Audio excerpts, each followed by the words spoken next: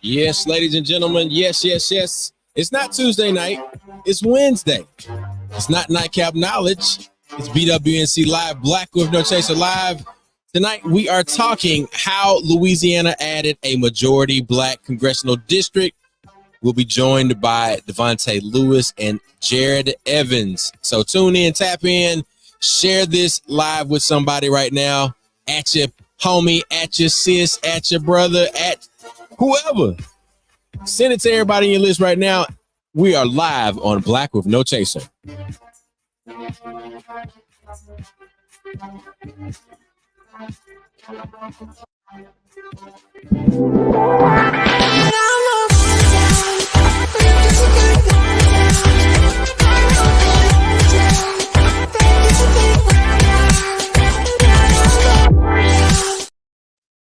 Good evening, good evening, good evening, ladies and gentlemen. My name is DJ George Chuck. I know it just says Chuck there, but I'm a DJ at times. I'm a dad all the time, and I got my homie, my brother, CJ Lawrence. And CJ, can you hear me yet? I can, bro. I can. It was my. Hey man, Mike, take 1 2 1 2. Can you hear me, brother? I'm doing good. I can hear you loud and clear. So thank you for getting our text straight on the back end, brother. Yeah, all to the good, all to the good. Well, look, we don't want to tarry too long. We know that this is late, and you guys are not used to staying up on Wednesday, not used to being at Bible study and doing all of those very wholesome things and reading scripture and partaking in communion. You know, Catholic take communion every time you do mass. So Wednesday mass. And look, you know, we got some people from the Legal Defense Fund, NAACP Legal Defense Fund. They skipped Bible study to be here tonight, man. That's right. They did, man. So they're gonna fellowship with us for a little while and talk to us about what's going on in Louisiana, man. Most definitely. So we're gonna give some applause. And we got Jared Evans and Devontae Lewis coming to the stage. Brothers, how y'all doing? Doing well. Thank you for having me. Thank you for having us. We're well. Welcome. Awesome, man. Awesome. So look, Jared, you're in the middle. So I want to give you a chance, and then Devontae, you go right behind him. Do some introductions, and then we'll roll into what we all came here to do. Awesome. Well, thank you again for having us. I'm Jared Evans. I'm a senior policy counsel with the NAACP Legal Defense Fund, which is the nation's oldest and foremost civil rights law organization. And through this role, I've had the privilege to serve as counsel to the plaintiffs in Robinson v. Landry for the past 2 years, which is a case that challenges Louisiana's congressional map. And there's been lots of developments, so we're very happy to be here tonight. Man, very happy to have you all in the work y'all are doing. Go ahead, Devontae. I'm sorry. Hey, no problem. Hey, everyone. I'm Devontae Lewis. I am the Louisiana Public Service Commissioner. I represent the 3rd District of Louisiana, which has 971,000 Louisianians that stretch from the capital region of Baton Rouge through what we call the river parishes, but America knows predominantly as Cancer Alley, and the vast majority of the city of New Orleans. And so in my elected role, I am the highest ranking elected Black official in the state of Louisiana. But I'm also one of the individual plaintiffs in this lawsuit. So I just don't advocate. I actually put my money where my mouth is, and personally joined 8 others in organizations in suing Louisiana to ensure we had 2 Black districts. Hey man, look, hold on. We gonna get you to run that back one more time so I can drop the horns and give you all of the energy that deserves to be along with that type of announcement. Now say that part again. You are who and what?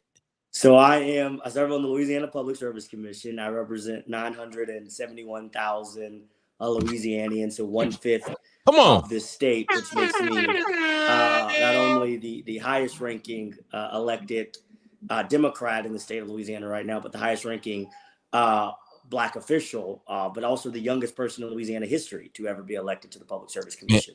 That is awesome, man. I would like to also bring into the conversation, in spirit, our brother DeKeitha Stamps, who is also serving on the Mississippi Public Service Commission.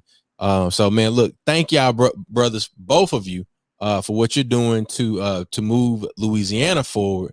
And then definitely want to give a shout out to all the folks in Mississippi that are doing work to do the same type of work. So, look, Jared, Devontae, tell us why we're here, and let's answer that question: how Louisiana, was able to get a majority Black congressional district.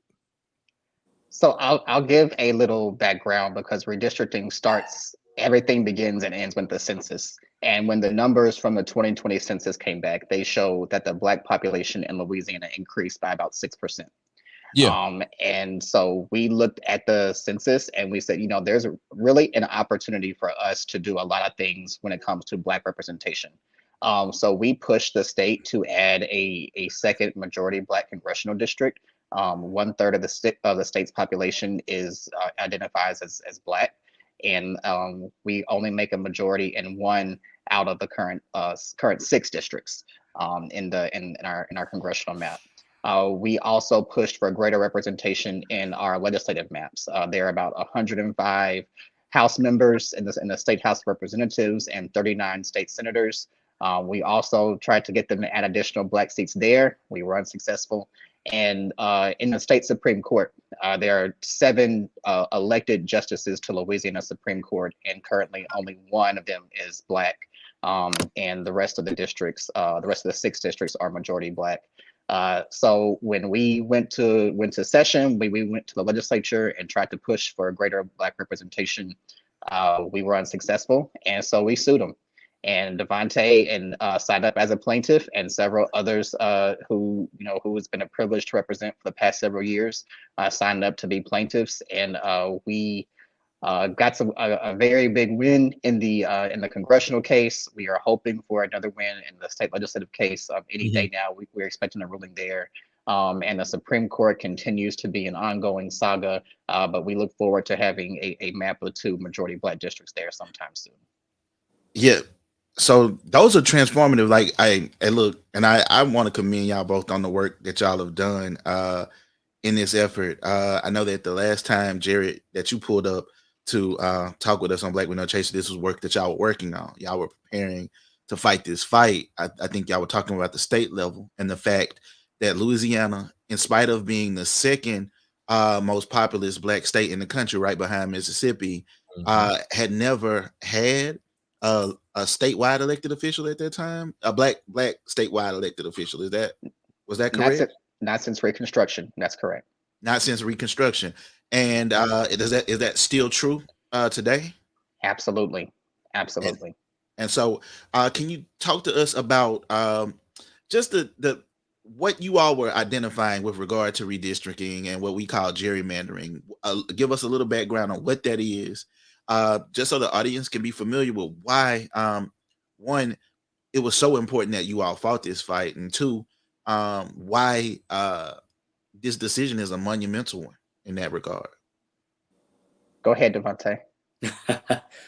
Well, yeah. So when we restarted this, I mean, I really did some digging with my family, right? And so we keep a lot of family heirlooms. So I found my triple great grandmother's note, and then one of the things she told my great great grandmother was she just wanted to be heard and wanted to be seen. And so when we started this fight, I echoed her words at the Capitol, and I told the legislature that it is sad that I'm here speaking to you, and the more I think, there's not a single right that a Black Louisianian has that the courts didn't give it to us. The courts said we were separate but equal. The courts integrated our schools. The courts said that you had to give us fair housing. And so I said, this is the moment in time for the legislature that the courts don't have to tell you to do what is right, that you can be the elected leaders that you say you are and just do it.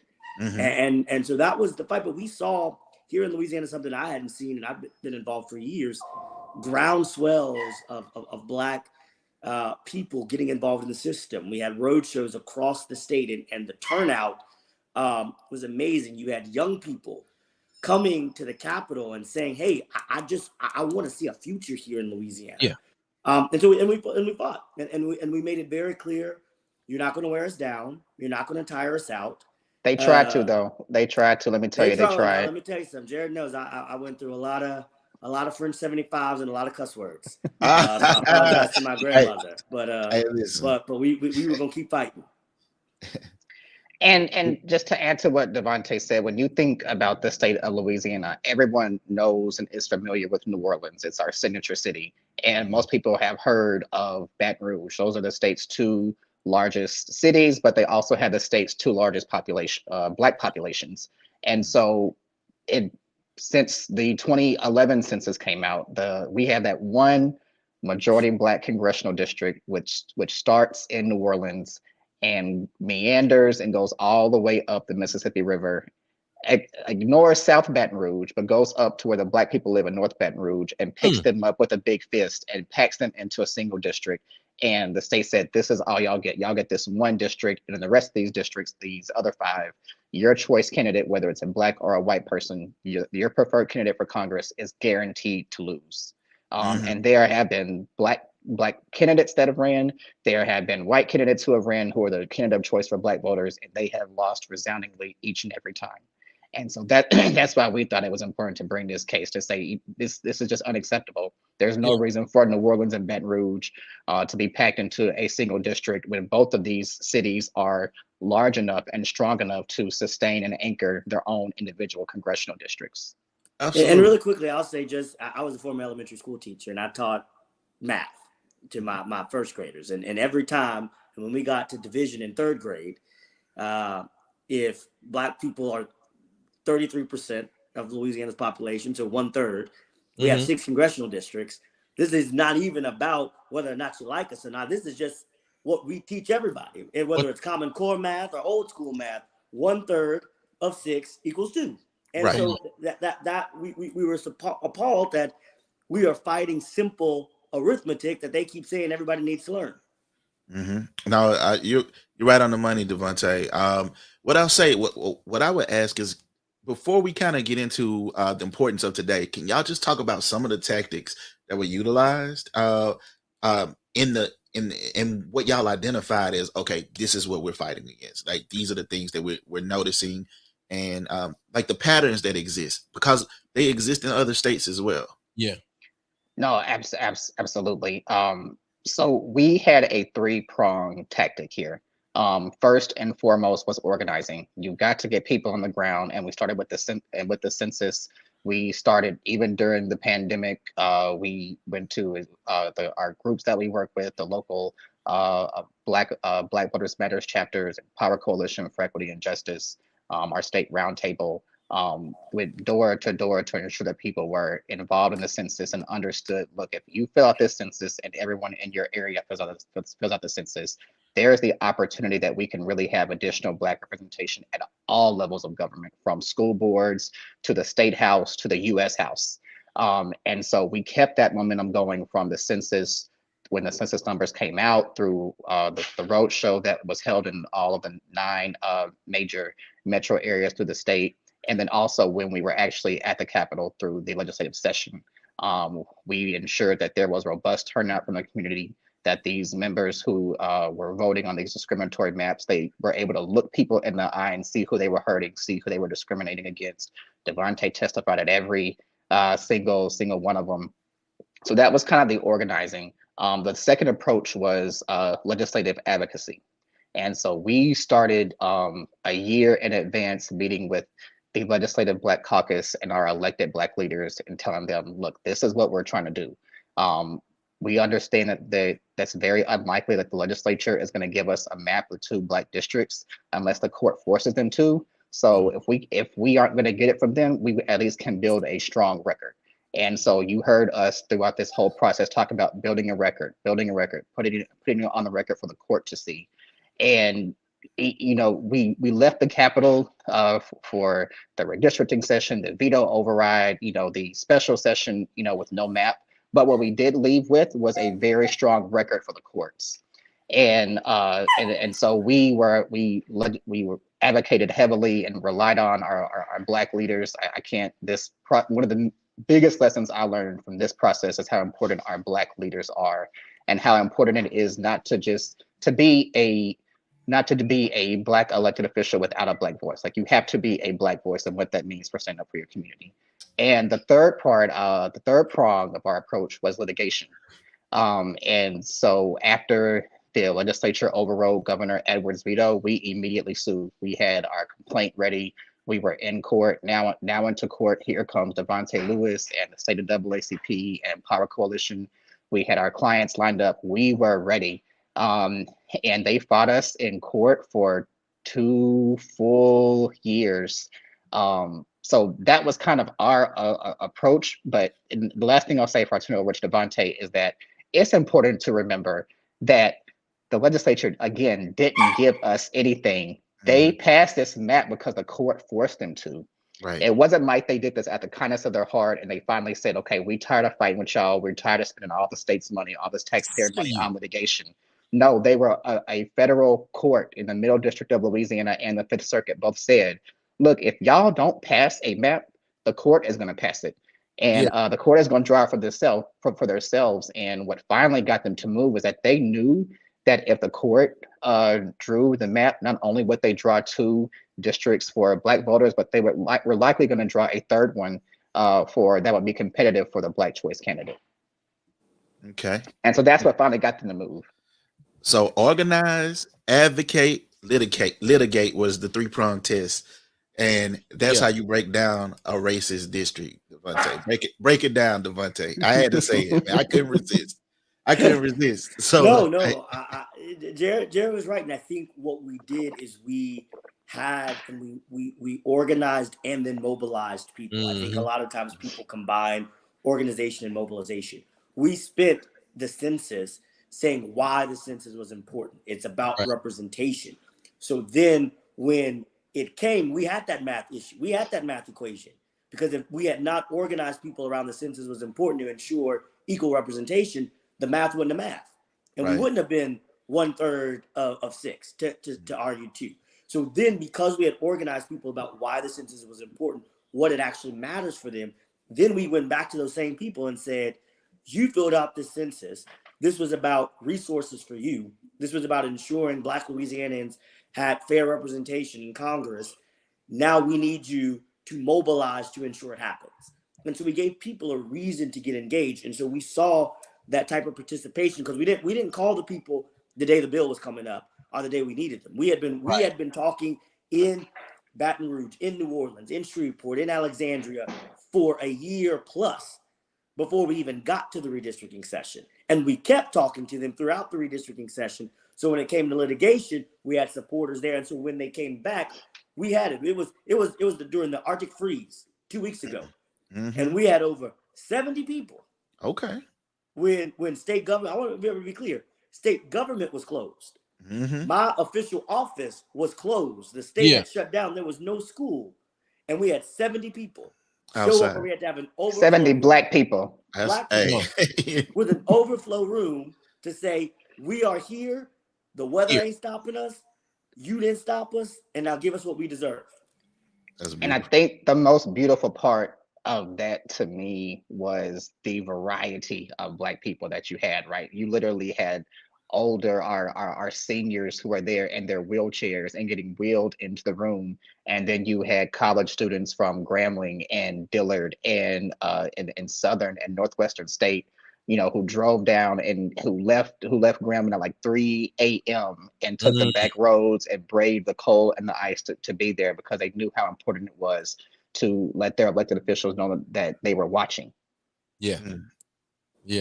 So look, man, I love the report that you all have provided for us, and the accomplishment is nothing to, just glance over. But I gotta know, what are the next steps? Like, what do we do now that we've got this this additional congressional district. And I know you spoke about, you know, something that might be happening on the other side of the political structure in Louisiana. So what are the next steps for you all, and how we might be able to support what you guys are doing? Absolutely. First thing I'll say is that Louisiana is the second state that the Legal Defense Fund has sued and got a second Black congressional district in. Alabama was the first. We got that decision this summer, and that laid the groundwork for this case. The Supreme Court said whatever we decide in Alabama, that's what we'll do in Louisiana, and they ruled in our favor in Alabama, stood with Black voters, upheld Section 2 of the Voting Rights Act. And that gave us the momentum that rolled into getting this district. And so we're rolling to other states. We have another case that we're looking at in South Carolina. We should get a Supreme Court decision there. We are always looking to where we can sue in Mississippi. I don't know if y'all are familiar with HB 1020 from last year with the state takeover. We were on that case. We sued the state of Mississippi to dismantle the state police, the state taking over local law enforcement and local administration of justice there in Hinds County and where Jackson, Mississippi is. We have ongoing litigation against HB 202 in Texas, which is just a draconian takeover of elections that makes it so hard for Black and brown people to be elected and to have their vote counted. And we're suing in Georgia because, as I'm sure y'all know, they passed a law to where you can't even, if someone is standing outside for 6 hours, it is illegal to give them a sip of water. It is illegal to give them a candy bar. So look, the 2024 elections are crucial, not just at the top of the ticket, but for these local races for state house and state senate, for state school boards. As we know, our school boards have taken on greater importance and significance as forces try to ban the teaching of Bloody Sunday and ban the teaching of why we need the Voting Rights Act of 1965. And teachings of Coretta Scott King and Martin Luther King and the like. So all of these elections take on greater importance when all of our rights are under attack, as Devontae said earlier. And so we are using the strategy of litigation, but as Devontae alluded to, we are also doing advocacy in the legislature. And the core of everything, the foundation, is voter education and mobilization. I love it. Like, love it. When you break it down, Jared, and explain exactly what's happening all over the country, and looking at the fact that some of these things are older laws, it's so amazing to consider, taking into consideration that after the 2020 election, for example, they brought forth so many laws, so many new laws to still further disenfranchise mostly Black voters in states where they felt they had been scorned as a result of elections like Georgia's election, where they are attempting to limit things like absentee voting or early voting, and they kind of using Mississippi as a model for what I mean, like, we know that it's the flagship of all of this, and so absolutely. And so I just want to get in that.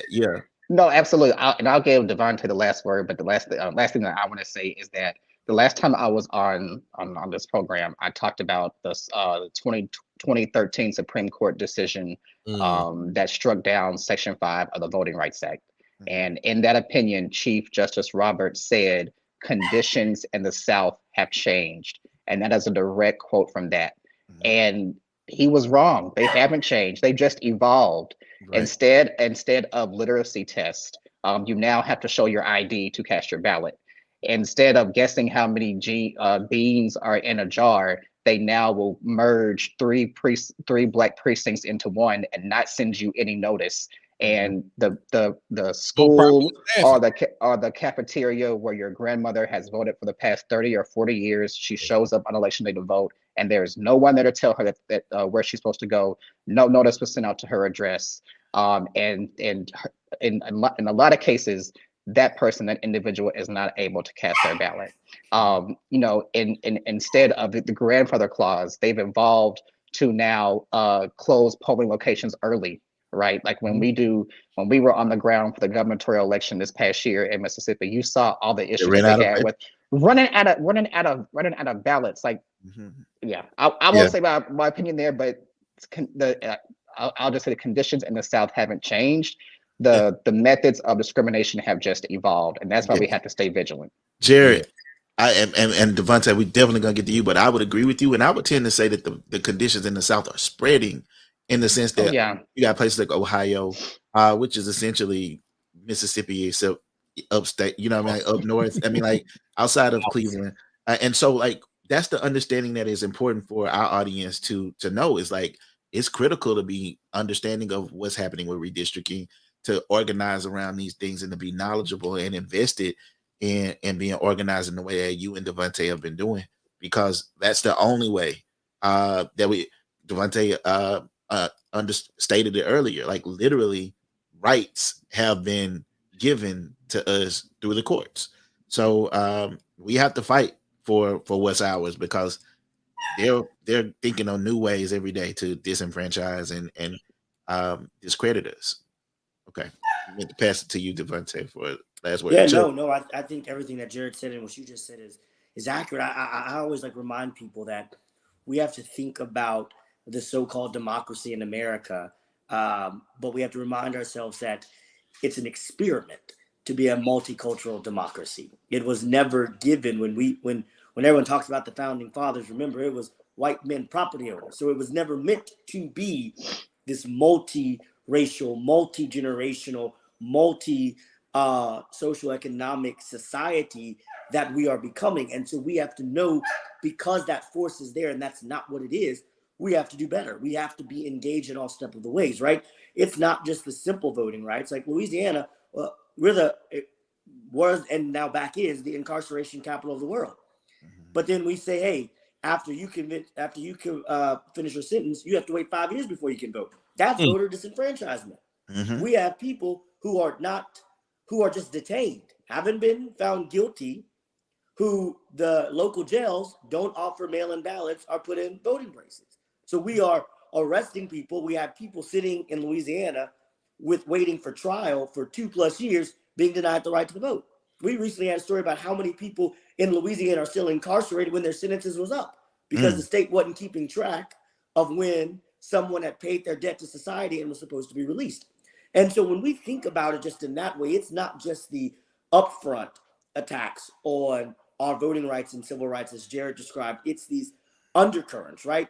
When you make it harder, like Louisiana just did, to say, hey, even if you get a 4.0 from your high school, but if you fail the state test, you can't appeal graduation. Well, what's going to happen if that student now can't get out of high school? Wow. They're going incarcerated. And then now that depletes the changing demographics of Louisiana and makes the voting pool smaller and smaller and smaller. So we have to look at how these fights are above whether or not you can get water in the line, but how some of their policies, right, are doing. And that's what I remind people all the time. Policy violence to our people is no longer just about sicking dogs and water holes. Right. It's legislation. That's what Coretta King said. Legislation is the violence that is still happening. And it's more violent now than it has ever been. Yeah, Devontae, you're on the money. The pen is the new whip. And that's the honest truth. And you look at systemic, when you talk about systemic racism and systemic oppression at play, you see it directly, even in what you just described, as it relates to Louisiana being, the prison capital or the incarceration capital. You take into consideration that people who have only been arrested don't have the right to vote, but then you have issues come up on the ballot, or you have issues come before the Supreme Court, like the juror issue that came up a few years ago in Louisiana, and I think it was I can't remember what, something interesting happened with it. I don't know if it was written incorrectly, but people were encouraged not to vote on that ballot initiative that time, and it was going to come back on the ballot again. Am I correct? Yeah. So what we did is Louisiana was one of 2 states that allowed you to be convicted with a non-unanimous jury. And so a few years ago, we passed what was called Amendment 2, which said you had to be convicted. I mean, you had to have a unanimous jury to be convicted. However, it did not address the countless and thousand Louisianians who are serving time currently retroactive, who were convicted on non-unanimous juries. And so the amendment was originally supposed to eliminate slavery that's still written in the Constitution, and fix that, but it was written in a way where it actually almost may encourage slavery. And so it created some tension about, should we vote for it? Should we not vote for it? Should we kill it and repass it? And the amendment failed. But the legislators who let it get out the first time said, you know what? We gave you a shot, so now we're not doing it again. Wow. And so now we are back in that place where people with non-unanimous juries are still serving time, and where slavery is still written in the Louisiana state constitution. Man, listen, if y'all want to ever pull up and educate, mobilize, organize the people on Black with No Chaser with us, man, Chuck, would they be welcome to pull up on us? Oh, most definitely. And I want to extend an invitation on behalf of not only Black with No Chaser, but on behalf of Mississippi Move. We have our brother Mac Epps, and we got some things that are developing. Mississippi Move is one of our community partners here at Black with No Chaser, and we do a lot of things that really look at, politics at that local level, as you all spoke to earlier. But we're amping up some things, but we're also celebrating or commemorating the 60th anniversary of Freedom Summer. And so we'll be doing things at Tougaloo. We'll be doing things here on the Mississippi Gulf Coast, of course, in Jackson, Hattiesburg. We're looking at Lexington, and then we've got some other locations for some of our base that is being, bolstered in North Mississippi. So I'm making the invitation that Devontae and Jared gotta help us get on this road, and we're gonna go down deep in the Delta and duplicate some of these efforts that you all have been able to turn successful over there in the boot. No, look, you got me. I would tell you, like, before all the work that you did to get my friend DeKeither elected, we are now the only 2 Black elected commissioners in the country. Yeah, in Louisiana, Mississippi. So that work, if we do it, we can do it. And so you got me. I'm a Southern boy, so if my grandma don't have me in church, I'll be somewhere in the country. Same. I love Mississippi. I would be happy to be there. Awesome. Stamps would say, man, every time y'all tell them that the way that we did it was just how we did it. We did it. We got a good Stamps impression. That was pretty good. You didn't have all. I'm gonna have to give him a call and tell him. I said I could have sworn I was on a podcast with you. You didn't have on no purple though. You have on no purple. That's all good, man. CJ, you got anything you want to close us out with? No. Ultimately, man, thank you for the work that you are doing. I think that it's beautiful to see you all up here doing this work at this level, for people to understand that the work still is continuing, and that that our fights are still ongoing, and that now is our time to take up the mantle. I think it's beautiful that our elders are still pulling up in their wheelchairs and things now. I think that's a beautiful and inspiring thing. But now is our time to pick up that mantle, take the baton and run with it. And I think it's awesome and amazing that you all are doing just that. Ran it all the way up to the Supreme Court, or have been able to get it to where if it comes before anybody that you have made the legislature, you've forced their hand. And so you set the example for what can be done and what we must do. And so in that regard, I just want to say thank you, and you all are welcome to come pull up on Black with No Chaser anytime.